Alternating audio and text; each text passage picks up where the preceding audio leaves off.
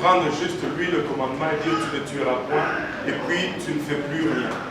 Parce que cette même Bible nous dit si tu veux manger, il faut que tu égorges et que tu tues. Là, on va dire, ben ça c'est un animal. Mais ce même commandement nous dit ceci, ce même livre nous dit ceci.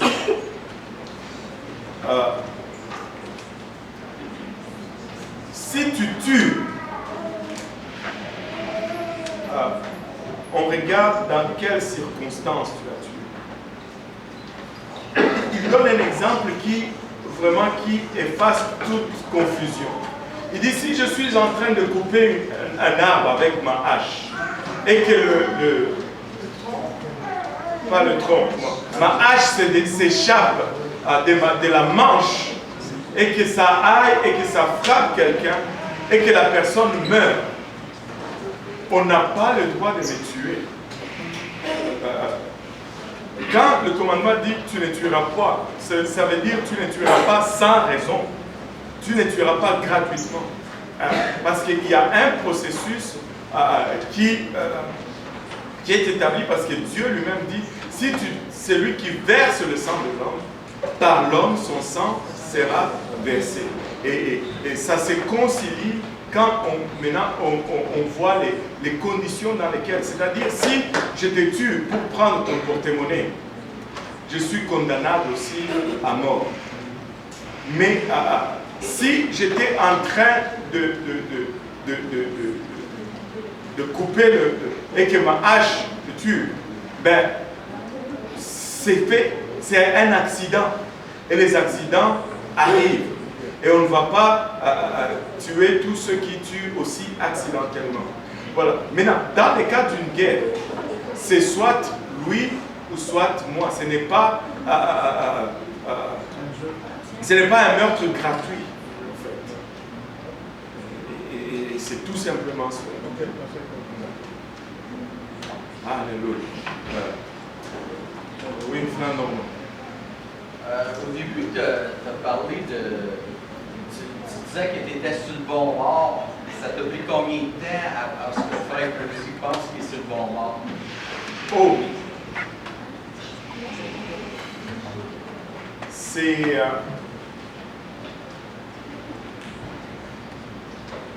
tu sais, quand tu ne fais pas bien, tu le sais. Il y a toujours deux qui vont savoir. Toi et Dieu. Quand tu ne vas pas bien, tu le sais.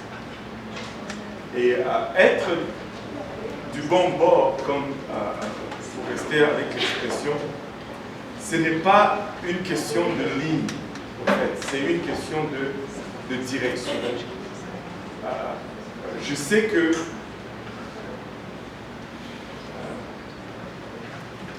tu dois arriver à un moment dans ta vie où tu divorces de cela, si je peux le dire de cette façon. Tu dois arriver à un moment dans ta vie où tu dis non, écoute, il y a un dicton en anglais qui dit tu me trompes une fois, c'est toi le honte sur toi, mais si tu me trompes deux fois, honte sur moi. Quand tu me trompes pour la première fois, c'est toi le coupable. Mais quand tu me trompes pour la deuxième fois, je deviens aussi coupable. Parce que je ne peux pas retourner aux mêmes choses. Il doit y avoir un moment dans ta vie où tu regardes ce que le monde t'offre. Fais tes comptes. Tu fais tes comptes, tu regardes ce que le monde offre, et tu regardes ce que la parole de Dieu offre. Et tu prends une décision. Pas parce qu'on t'a forcé, mais parce que c'est la chose à faire. Tu ne gagnes rien dans le monde. En fait, des fois les gens pensent, nous étions tous dans le monde. Nous étions tous dans le monde. Nous avons fait les mêmes problèmes. Nous avons fait les mêmes stupidités, les mêmes bêtises. Mais la seule chose, La seule chose, c'est qu'il faut que tu arrives à un moment donné où tu es premièrement sincère et honnête avec toi-même. Tu dis, bon, voici ce que je fais, voici ce que je garde, et voici ce que la parole de Dieu m'offre, et voici ce qu'elle dit que je vais garder. Si tu pèses la balance, je ne pense pas que tu vas même commencer à négocier. J'étais dans le monde, j'étais tout petit. Vous savez, quand j'étais dans le monde, j'étais arrivé à un point où j'entendais des voix. Je ne pouvais pas dormir la nuit. Et je vous dis, la nuit, mon dos devenait dur, comme du bois. Et j'étais constamment en train de gémir quand j'étais dans mes tensions. Et ma pauvre femme, elle essayait de me faire des massages pour adoucir mon dos et me permettre de dormir. Mais j'étais tout le temps dans la crainte. Je vivais dans une crainte constante avant que Dieu ne soit au centre de ma vie. Je ne pouvais pas sortir de mon emploi sans regarder pour voir si personne ne m'attendait. Ça, c'était ma vie en Christ. Quand j'ai donné ma vie à Christ,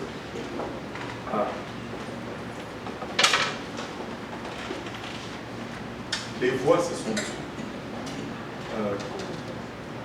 Je dors la nuit. Je peux sortir d'ici sans problème. Je ne marche plus en regardant par-dessus mon épaule. Et je ne veux plus retourner ici. C'est tellement mieux ce que je suis en train de faire.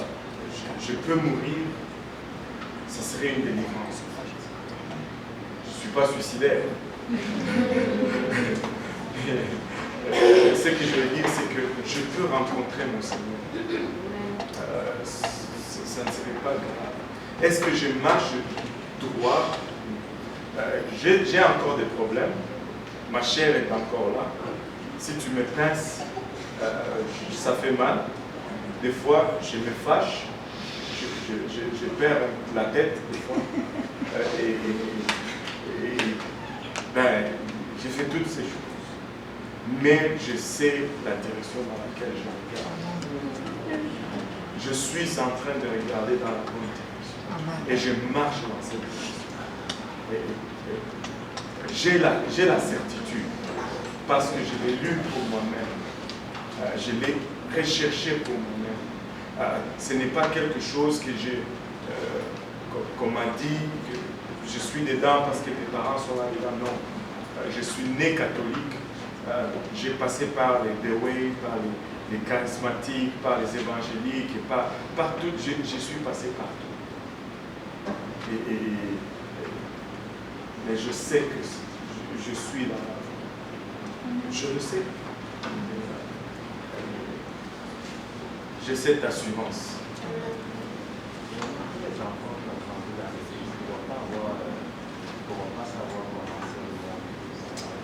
Oui, le truc c'est que tu n'as pas besoin de savoir ce qu'est le bon. Je sais que, c'est comme nous avons dit tout à l'heure, il y a de ces choses que moi je regarde aujourd'hui, je dis Seigneur, si tu m'avais parlé de cela, peut-être que je n'aurais pas ces luttes aujourd'hui. Et je ne souhaite pas cela à mes enfants. Vous savez, laissez-moi vous dire, Dieu sauve, Dieu guérit. Il guérit toute blessure. Mais des fois, il y a des cicatrices qui restent. Et le diable va venir et il va toujours rappeler cette cicatrice. Pourquoi chercher une cicatrice? Juste marche avec Dieu dans ta jeunesse. Là, ne cherche rien. Marche avec Dieu dans ta jeunesse. Tu ne perds rien dans le monde. Je sais que on a toujours tendance à croire que si tu es né dans l'église, Oh, tu vas avoir tendance à aller dans le monde parce que tu vas vouloir voir qu'est-ce qu'il y a dans le monde, bla bla bla bla bla bla. Ça, c'est une façon de raisonner humaine. Écoutez, je connais des grands hommes de Dieu qui sont la 3e ou la 4e génération et ils ont servi Dieu. L'arrière-grand-père a servi Dieu, le grand-père a servi Dieu, le père a servi Dieu et le fils a servi Dieu et ses enfants commencent à prêcher lorsqu'ils ont 5 ans et ils servent Dieu. C'est un tel héritage que nous voulons laisser à nos enfants. Nous ne voulons rien du monde.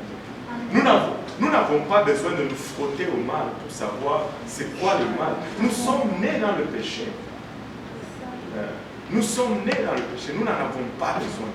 Nous n'en avons pas besoin. La ligne doit être claire. Maintenant, si nous faisons un bon travail, parce que des fois, nous avons tendance à montrer vivre pour Dieu comme si c'était quelque chose de pénible, quelque chose de dur, quelque chose de... Écoutez, oui, je sais qu'il y a des batailles à vivre pour Dieu, mais c'est le fun vivre pour Dieu. Amen. Je suis en train de servir Dieu. Pas parce qu'on m'a mis une arme sur la tête. Je sers Dieu parce que je l'ai choisi. Amen. Je suis ici à cette heure-ci parce que j'ai choisi d'être ici à cette heure-ci.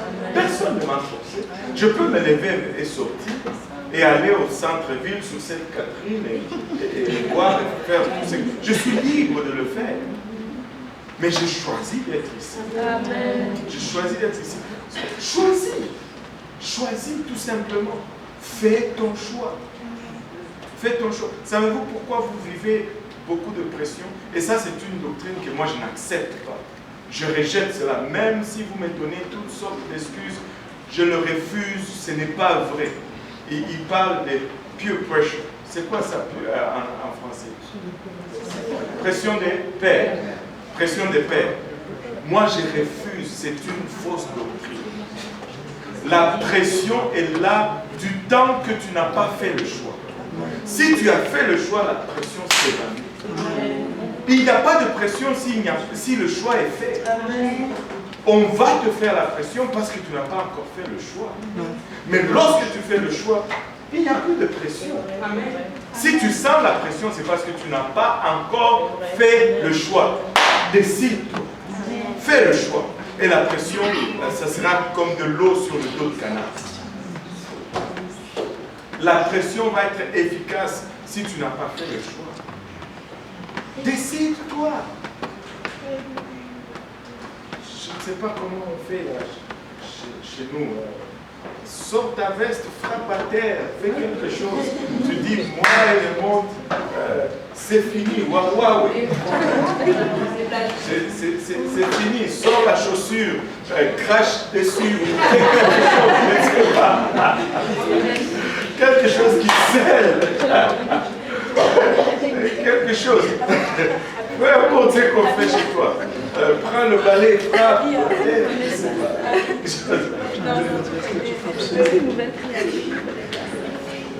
Fais-le.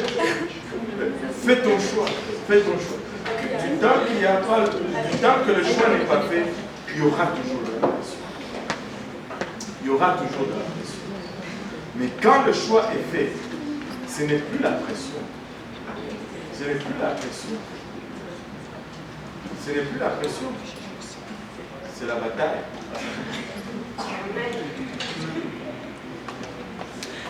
Et vous savez pourquoi c'est dangereux de rester dans la pression?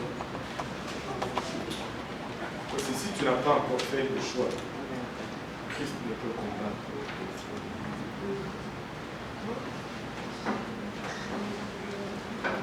Si tu n'as pas encore fait le choix, Christ ne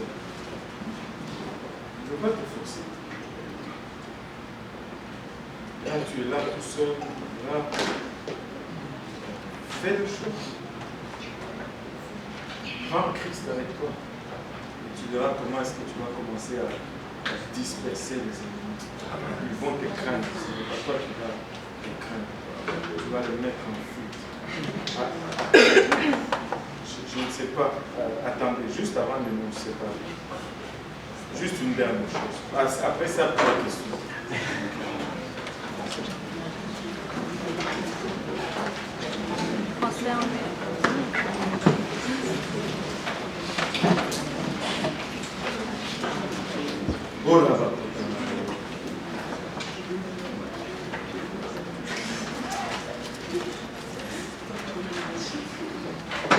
Regardez Deutéronome verset 32, chapitre 32.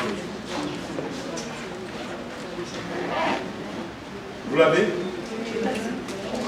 Regardez avec nous. Cieux, prêtez l'oreille, et je parlerai. Terre, écoute les paroles de ma bouche. Que mes instructions se répandent comme la pluie, que ma parole tombe comme la rosée, comme des ondées sur la verdure, comme des gouttes d'eau sur l'herbe, car je proclamerai le nom de l'Éternel. Rendez gloire à notre Dieu. Il est le rocher. Ses œuvres sont parfaites, car toutes ses voies sont justes. C'est un Dieu fidèle et sans iniquité. Il est juste et droit. Ils se sont corrompus. À lui n'est point la faute. La honte à ses enfants. Race fausse et perverse. Est-ce l'Éternel que vous en rendez responsable? Peuple insensé et dépourvu de sagesse. N'est-il pas ton Père, ton Créateur? N'est-ce pas lui qui t'a formé et qui t'a affermi? Rappelle à ton souvenir les anciens jours. Passe en revue les années, génération par génération.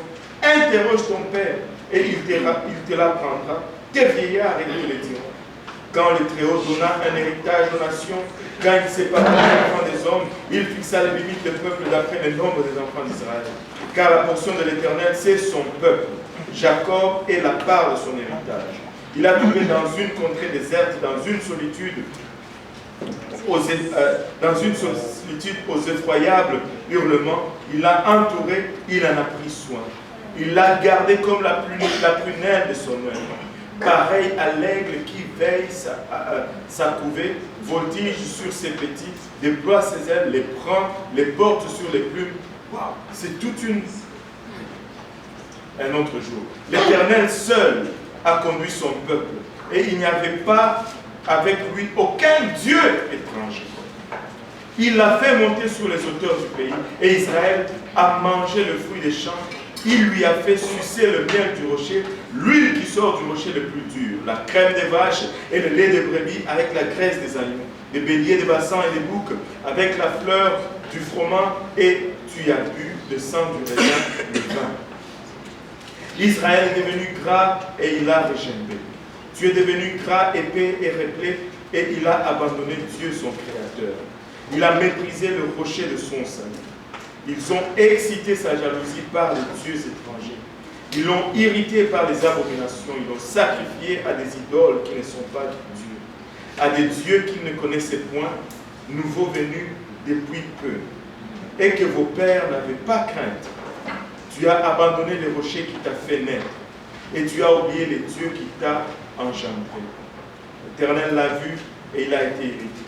Indigné contre ses fils et ses filles, il a dit, je leur cacherai ma face, je verrai quelle sera leur fin.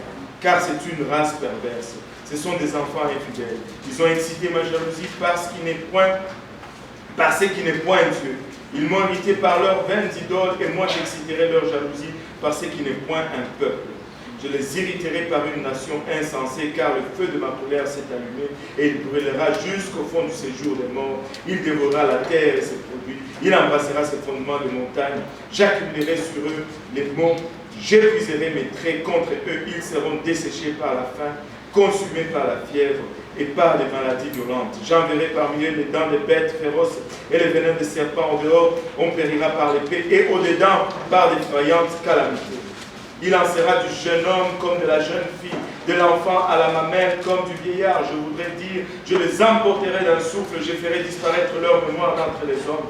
Mais je crains les insultes de l'ennemi. Je crains que leurs adversaires ne se méprennent et qu'ils me disent, notre main a été puissante, et ce n'est pas l'Éternel qui a fait toutes ces choses. C'est une nation qui a perdu le bon sens, et il n'y a point en eux d'intelligence. Ils étaient sages, voici qu'ils sont. Voici ce qu'ils comprendraient. Et ils penseraient à ce qui leur arriverait. Comment un seul, voilà où je voulais en venir. Comment un seul en poursuivrait-il 1000 et deux en mettrait-il 10 000 en fuite, si leur rocher ne les avait pas vendus, si l'Éternel ne les avait pas livrés? Si tu es avec Dieu, Dieu luttera. Comment est-ce qu'un peut chasser 1000 et deux peuvent chasser 10 000 si l'Éternel n'est pas avec nous? Si nous avons l'Éternel, nous ne craignons rien. Nous ne craignons rien, c'est l'ennemi qui nous craint. Le chien va aboyer très fort lorsqu'il a peur.